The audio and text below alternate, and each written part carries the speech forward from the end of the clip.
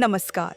आप सुन रहे हैं RS ऑडियो बुक्स, आपका प्रिय चैनल जहां कहानियां और शास्त्र केवल सुने ही नहीं, अनुभव किए जाते हैं।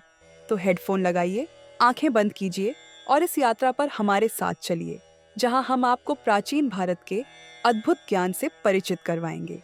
आज की हमारी चर्चा का विषय है अथर्ववेद।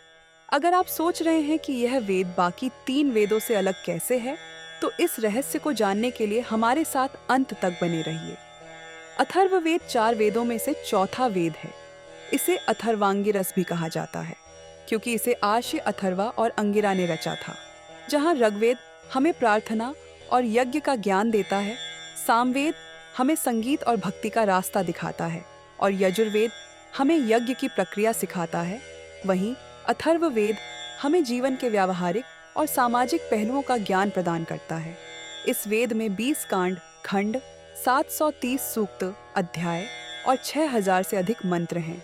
लेकिन इसके पीछे छिपे ज्ञान की गहराई को केवल गिनती में नहीं मापा जा सकता।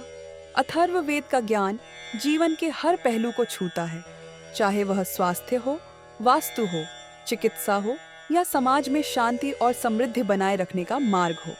अथर्ववेद की सबसे खास बात यह है कि यह केवल आध्यात्मिक ज्ञान तक सीमित नहीं है। यह हमें सिखाता है कि कैसे भौतिक और आध्यात्मिक जीवन में संतुलन बनाया जाए। कल्पना कीजिए प्राचीन समय की, जब हमारे आर्षि खुले आकाश के नीचे बैठकर प्रकृति का गहन अध्ययन करते थे। हर पौधे, हर नदी और हर चट्टान में उन्होंने जीवन के रहस्यों को देखा। उन्होंने प्रकृति के इन गहरे रहस्यों को मंत्रों में पिरोकर हमारे लिए संरक्षित किया। चर्चा का प्रश्न, आप सोच सकते हैं, क्या यह वेद केवल धार्मिक मंत्रों का संग्रह है? नहीं, ऐसा बिल्कुल नहीं है। अथर्ववेद न केवल धार्मिक क्रियाओं का वर्णन करता है, बल्कि इसमें जीवन को समझने के व्यावहारिक तरीके भी बताए गए हैं। पाएंगे चिकित्सा और स्वास्थ्य के मंत्र, जो आयुर्वेद के मूल सिद्धांतों का आधार बने। वास्तु और पर्यावरण के नियम, जिनसे हमारे पूर्वजों ने घर और मंदिर बनाए। सामाजिक संबंधों और समस्याओं के समाधान, जो आज भी प्रासंगिक हैं। क्या आप जानते हैं कि आयुर्वेद, जो आज पूरी दुनिया में प्रसिद्ध है, उसकी जड़ें अथर्ववेद में हैं?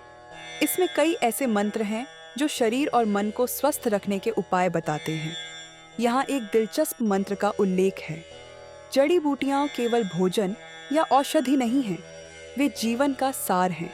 उनका उपयोग केवल शरीर को ठीक करने के लिए नहीं, बल्कि आत्मा को ऊर्जावान बनाने के लिए भी किया जाता है। अथर्ववेद में प्राकृतिक चिकित्सा का विस्तृत विवरण है। यहाँ बताया गया है कि कैसे पौधों और जड़ी बूटियों का उपयोग किया जाए। वास्तुशास्त्र की नींव भी अथर्ववेद में मिलती है। इसमें बताया गया है कि घर, गांव और नगर का निर्माण कैसे किया जाए, ताकि उसमें सकारात्मक ऊर्जा का प्रवाह बना रहे। कल्पना कीजिए, आप एक ऐसे घर में रहते हैं जहां हर कोने में सकारात्मक ऊर्जा प्रवाहित होती है। यह ऊर्जा न केवल आपका स्वास्थ्य बेहतर बनाती है, बल्कि आपके विचारों को भी निर्मल और शक्तिशाली बनाती है। अथर्ववेद के इन वास्तु नियमों को आज भी वास्तुशास्त्र में उपयोग किया जाता है। अथर्ववेद केवल व्यक्तिगत जीवन के लिए नहीं, बल्कि पूरे समाज के कल्याण के लिए बनाया गया है। इसमें युद्ध और शांति के मंत्र हैं। यहाँ यह भी सिखाया गया है कि समाज में कैसे शांति और समृद्धि लाई जा सकती है। उदाहरण के लिए, अगर समाज में सब लोग सत्य बोलें और एक दूसरे का सम्मान करें, तो कोई भी बाधा समाज को विखंडित नहीं कर सकती। अथर्ववेद की रचना वैदिक काल में हुई थी। यह उस युग की बात है जब आर्ष्य मुनि गहन तपस्या और ध्यान में लीन रहते थे। आर्ष्य, अथर्वा और अंगिरा ने इसका संकलन किया। उनके साथ कई अन्य अर्षियों ने भी इसमें योगदान दिया। उस समय का समाज प्रकृति के साथ सामंजस्य में जीता था। हर कार्य में प्रकृति का आदर होता था, चाहे वह कृषि हो, भवन निर्माण हो या कोई अन्य सामाजिक कार्य। आज जब हम आधुनिकता की ओर बढ़ रहे हैं, अथर्ववेद का महत्व और भी अधिक बढ़ गया है। यह वेद हमें याद दिलाता है कि हमारी जड़ें प्रकृति में हैं।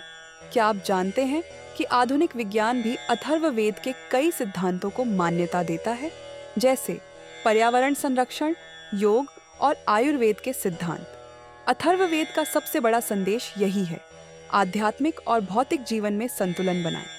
इसमें कहा गया है कि अगर हम अपने विचारों और कर्मों को शुद्ध रखें, तो जीवन में हर समस्या का समाधान मिल सकता है।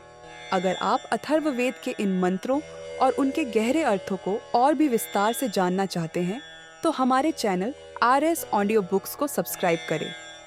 हमारी अगली वीडियो में हम अथर्ववेद के स्वास्थ्य और वास्तुशास्त्र पर गहराई से चर्चा करेंगे। तो हेडफोन लगाइए, हमारी आवाज को अपनी आत्मा तक पहुंचने दीजिए और इस ज्ञान यात्रा का हिस्सा बनिए। धन्यवाद। ओम शांति शांति शांति।